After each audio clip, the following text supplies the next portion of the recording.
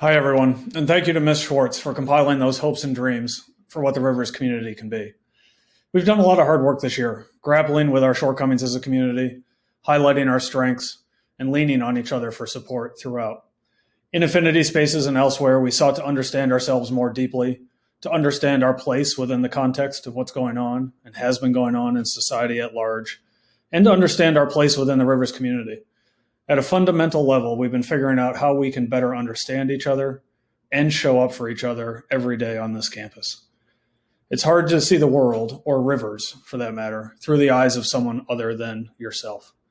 But doing so helps each of us, and maybe is essential for each of us to see each other, know each other, and to make one another feel a part of this community. The questions that Ms. Schwartz asked the people on the video: what would it look and feel like for Rivers to be racially inclusive and equitable? And what would the ideal community at Rivers look like in 5 or 10 years? Are the same questions that all of you were asked at the end of your last affinity session a few weeks ago, and was the same prompt for the Padlet that was being scrolled through on the screen a second ago as well, which students and faculty alike were contributors to. Coming out of all of that and your responses to those prompts is a clear vision that you all hold for Rivers. And it is a vision that is strikingly similar across grade levels and across the white and students of color affinity spaces. And I wanted to share with you some of the most common aspirations that you all put out there over the past few months. Number 1, to have more diversity at Rivers, students and adults. Number 2, to have more diversity represented in student and faculty leadership roles on campus. Number 3, to begin moving toward more cross-racial spaces and conversations after our work with Affinity this year. Number 4, to have a greater variety of perspectives and identities woven into classroom learning.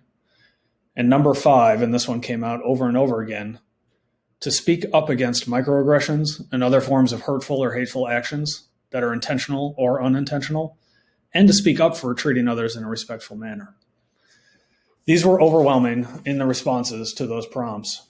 And while these only scratch the surface of what you all want for this community, these points stood out above all others as the most important to the widest contingent of students and adults for that matter.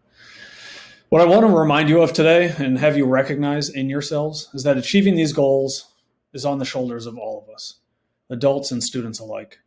And that it was clear based on what came out of your affinity spaces, out of the Padlet, out of the video, and out of conversations behind the scenes, so that you know you are the ones who can affect the most real change at Rivers, in the classrooms, in the hallways, online, and on the sidelines.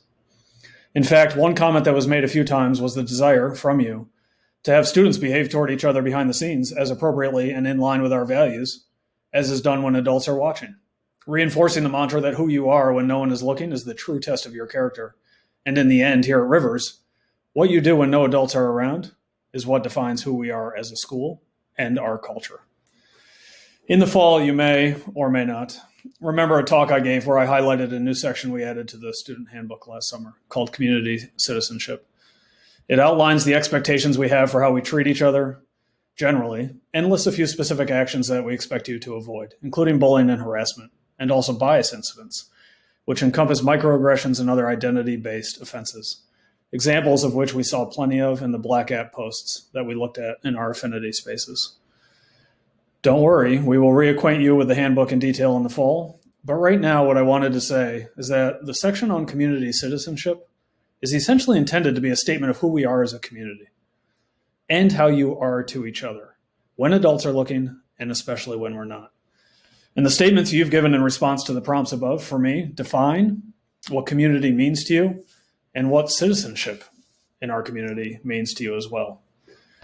So as we're wrapping up this year, during which we have both progressed as a community and recognized that we have a long way to go, I want to come back to the point that so many of you have so aptly made, and that I couldn't agree with more, which is that it is you, each one of you, in every situation you find yourself in with other Rivers people, who determines who we are as a school.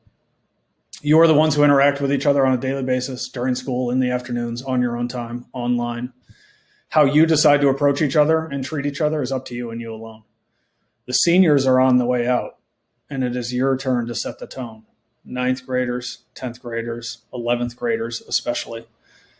In the fall, when I talked to you, I asked, what do you do that has a positive effect on our community and those around me?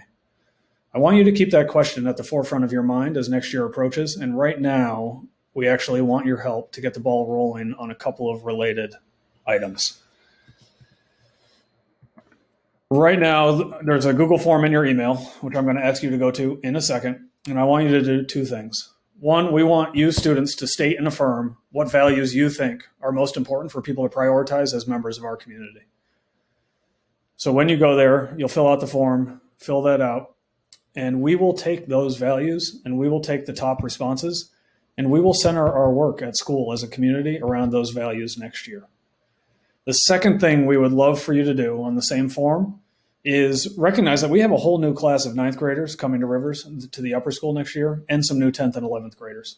They don't know this place yet. They didn't do the work that we did this year.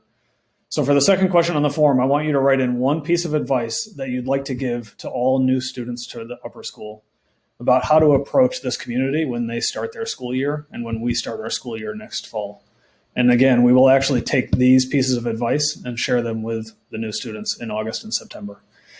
So right now, each advisory can decide whether to talk about the prompts first as a group and then maybe submit common answers, or whether you want to choose as a group just to, as individuals, put in your own responses to these and submit them before this assembly block ends. So I'm going to set you off to do that. I really appreciate your time and listening, and I am really proud of our community for the work that we have done this year, and I'm looking forward to how we can make this place better in 2021-22.